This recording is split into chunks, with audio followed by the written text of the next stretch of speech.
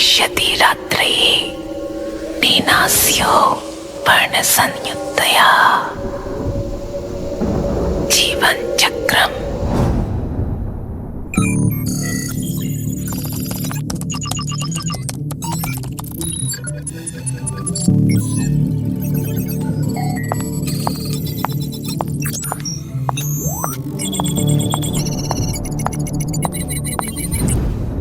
Are you sure? तुम्हारी आखिरी team जो फील्ड में सर्वे के लिए गई थी, उनके 5 लोग इसी एरिया से गायब हुए थे।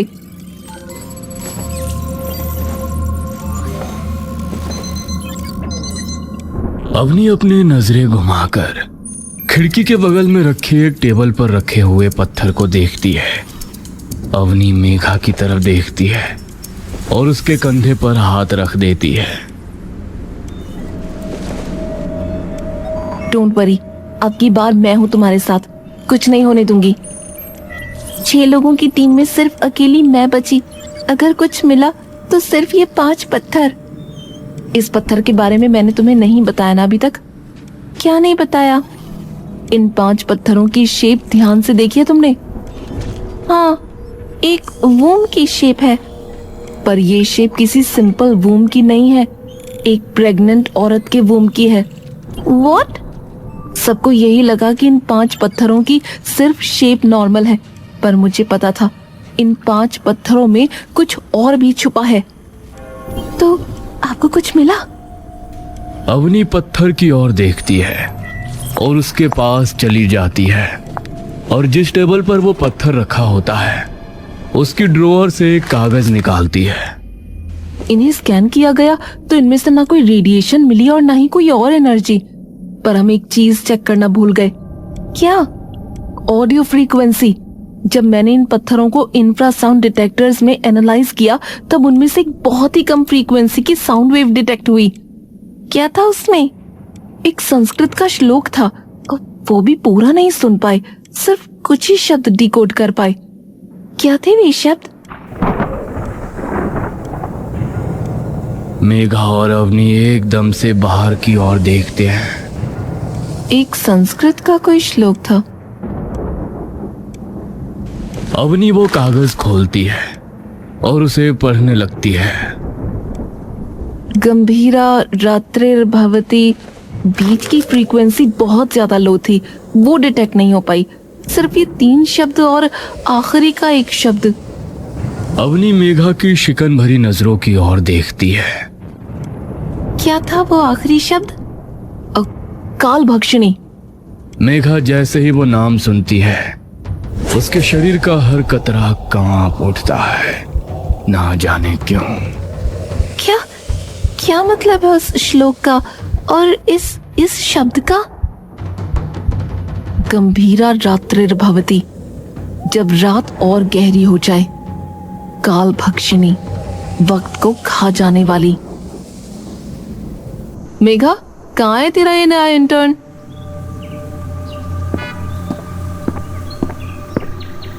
आ गया मैम, आ गया। इंटर्न तुम हो, हम नहीं, जो तुम्हारा वेट करेंगे। You should be on time. I am so sorry ma'am, वो मैं मंदिर में माथा टेकने के लिए रुक गया था। अवनी एकदम से राहुल की ओर देखती है। तुम भगवान को मानते हो? बस मानता नहीं हूँ, शिव शंभू का भक्त और माता रानी का बेटा हूँ मैम। अरे ये क्या लिया यार मेघा, माना तेरा बॉयफ्रेंड है, बट कम ऑन। सिर्फ बॉयफ्रेंड है इसलिए नहीं लाई मैम, इसकी ऑब्जर्वेशन स्किल्स बहुत बढ़िया है। पैटर्न्स और अलग चीजों को पहचानना इसके खून में है। इसके पापा बड़े फेमस प्राइवेट डिटेक्टिव थे। अच्छा ठीक है, फिर इससे कहियो कि मुझसे कम ही बात किया करे, फालतू में ऑफेंड हो जाएगा वरना। अरे नहीं, जब काम की बात आती है तो वहाँ ये एकदम सीरियस रहता है। मुझे भी मैम बुला रहा है, आपने देखा ना? हाँ ठीक है। तीनों टैक्सी में बैठकर गूढ़ वन की ओर निकल लेते हैं।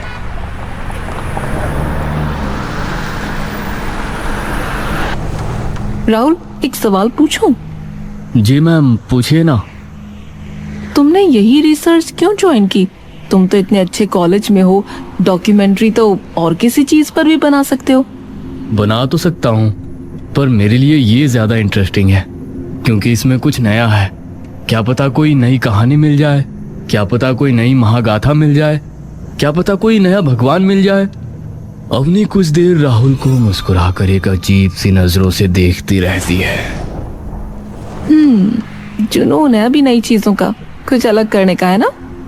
उम्मीद करती हूँ तुम्हारे मन में हमेशा यही जुनून बना रहे, क्योंकि उम्र का तकाजा ऐसा है कि एक वक्त पर सिर्फ पुरानी बातें याद रहती हैं। राहुल चुपचाप अवनी को देखता रहता है। गाड़ी जंगल के बीचों बीच एक सुनसान सड़क पर आकर रुकती है। तीनों गाड़ी से उतरते हैं। अवनी अपनी जेब से निकालकर कुछ पैसे ड्राइवर को दे देती है। शुक्रिया भैया।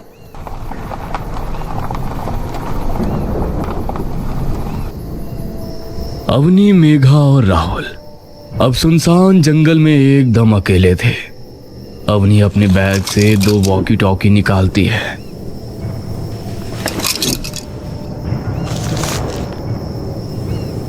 इन्हें अपने पास ही रखना और ज्यादा दूर मत निकल जाना, स्पेशली राहुल। तुमने ये कभी किया नहीं है, इसलिए बता रही हूँ। अवनी, वैसे हम यहाँ सुबह भी तो आ सकते थे ना, फिर अभी क्यों आए? और एक बात मैम, और जो मुझे पूछनी थी, आमतौर पर ऐसे रिसर्च में टीम बहुत बड़ी होती है, लेकिन हमारी टीम में सिर्फ 3 लोग हैं, क्यों?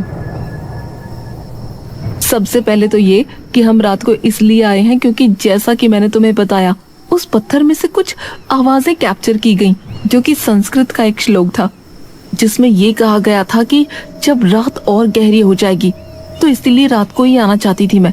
शायद कुछ ऐसा दिख जाए जो हमें दिन में ना दिखे। और तुम्हारे सवाल का जवाब, ये कोई ऑफिशियल रिसर्च नहीं है।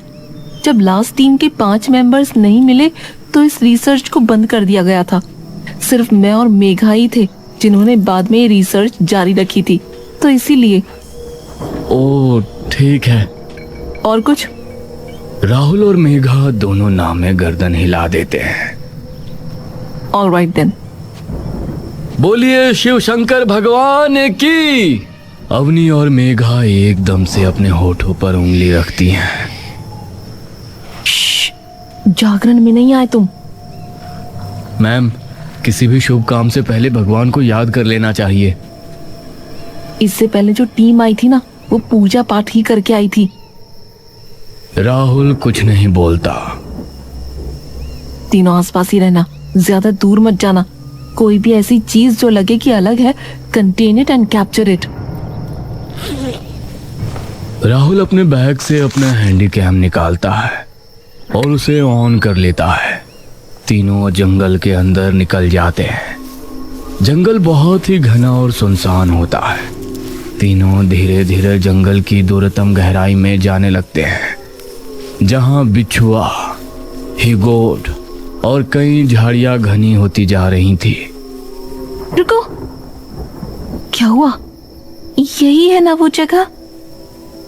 अपनी अपने पीठ पर टंगे बैग में से एक नक्शा निकालती है और खोल कर देखती है, जिस पर गूढ़ वन लिखा होता है। ठीक कहा। अब एक काम करो, तुम दोनों उस तरफ जाओ और देखो, मैं इस तरफ जा रही हूँ। सेफ नहीं है अवनी, इतनी रात को अकेले ऐसे सुनसान जंगल में। अरे तू चिंता मत करना यार, तुम जाओ। एरिया ज्यादा बड़ा नहीं है, तो कवर करने में टाइम नहीं लगेगा। ठीक है, ध्यान से करना जो भी करोगे आप। तुम भी, और ज्यादा दूर मत जाना, वरना वॉकी की रेंज नहीं पकड़ेगी। ठीक है। मेघा और राहुल दाईं तरफ और अपनी बाईं तरफ निकल जाती है। मेघा और राहुल एक दूसरे का हाथ पकड़कर धीरे धीरे आसपास की सारी जगहों की छानबीन करते जा रहे थे। मुझे तो ये समझ में नहीं आ रहा कि हम ढूंढ क्या रहे हैं मैम। मेघा एकदम से राहुल की ओर देखती है। अब तो अवनी भी नहीं है, तो मुझे क्यों मैम बुला रहे हो तुम? अरे पर काम तो कर रहे हैं ना। बे प्लीज ना, मत बुलाओ। अच्छा अच्छा ठीक है मेरी जान। मेघा उसकी तरफ मुस्कुराती है। ये हुई ना कुछ बात। मेघा और राहुल आगे जाने लगते हैं। तभी उनके वॉकी टॉकी में से अवनी की आवाज आती है। Megha, Rahul, do you copy? Megha अपना वॉकी का बटन दबाती है। कॉपी। कुछ दिखा? Not yet. All right, over. तभी मेघा को सामने से दो सफेद परछाइयां एकदम से तेजी से गुजरती हुई दिखती हैं। मेघा गहरी सांस लेकर पीछे हट जाती है। कर्पूर गौरम करुणावतारम संसार सारम भुजगेंद्र हारम। राहुल वो आवाज सुन इस कदर मंत्रमुग्ध हो जाता है कि कब उसका हाथ मेघा के हाथ से छूट जाता है, इस बात का उसे खुद अंदाजा ही नहीं लग पाता।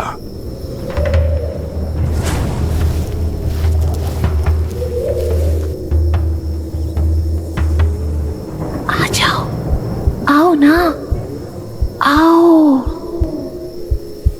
मेघा का दिमाग डर से इतना सुन्न पड़ चुका होता है कि उसे इसकी भनक नहीं पड़ती कि राहुल उसका हाथ छोड़ कहीं और जा चुका है। मेघा वॉकी को अपने कानों के पास लाती है और उस आवाज को ध्यान से सुनने की कोशिश करती है। बेटी, आ जाओ ना, आओ। यहाँ तुम्हें कुछ नहीं होगा। आ जाओ मेरे पास। मेघा की आंखें डर के मारे चौड़ी खुल चुकी होती हैं, लेकिन ना चाहते हुए भी उसके पैर उन परछाइयों की ओर बढ़ने लगते हैं। धीरे धीरे मेघा अपनी पलकें उठाकर देखती है कि उसके सामने एक बड़ा सा पीपल का पेड़ है।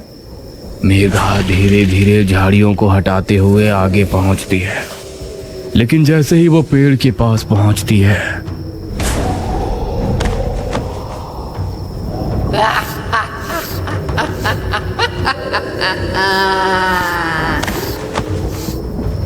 ये मैं कैसे? ये तो मैं हूँ।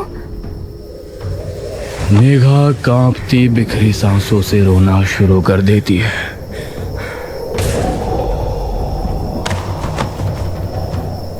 आजा छोरी, तेरे भी बाल आवारूं।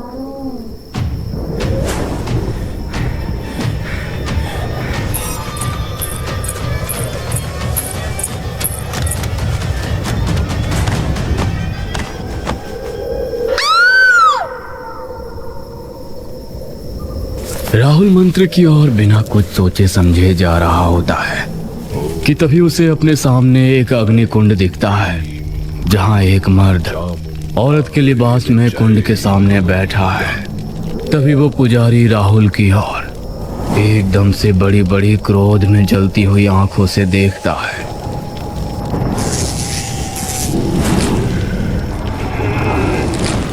राहुल का शरीर मानो एकदम से बेजान हो जाता है। राहुल वहीं बिखर कर गिर जाता है और जैसे ही वो गिरता है, वो पुजारी जोर से अपनी दैत्य ध्वनि में चिल्ला उठता है, स्वाहा! आहुति संपन्न हुई। अवनी अपने वॉकी टॉकी पर राहुल और मेघा से बात करने की बहुत कोशिश कर रही होती है। Megha, Rahul, do you copy? दूसरी तरफ कोई आवाज नहीं आती। Damn it! अवनी उन्हें ढूंढने के लिए पीछे मुड़ती है कि तभी उसे मेघा के चिल्लाने की आवाज आती है। अवनी मुड़कर उस आवाज की ओर देखती है। जैसे ही वो आवाज के करीब पहुंचती है,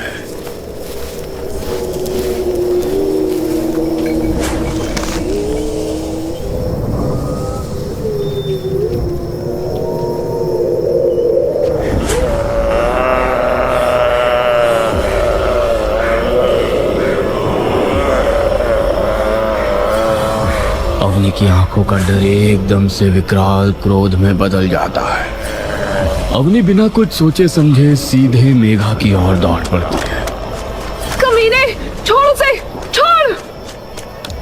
लेकिन तभी वो एक अंधेरे भरे गड्ढे में गिर पड़ती है।